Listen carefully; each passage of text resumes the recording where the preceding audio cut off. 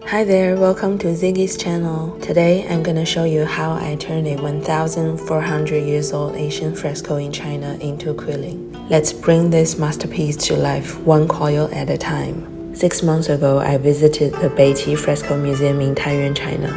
I saw the fitness trends of 1,400 years ago. Hunting, athletic animals, foreign envoys, and celestial beings of all kinds. These frescoes are full of dynamic tension, and I was captivated. A thought came to my mind just as every time when I'm visiting a museum. It'll look great in my home. So I decided to recreate it using one of my favorite art forms, quilling.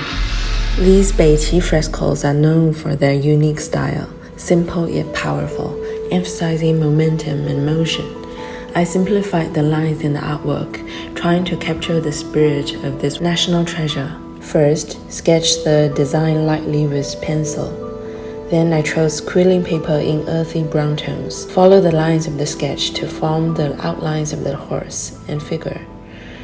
Rolling and shaping paper strips, placing every piece with care, adding some fine details and decorations.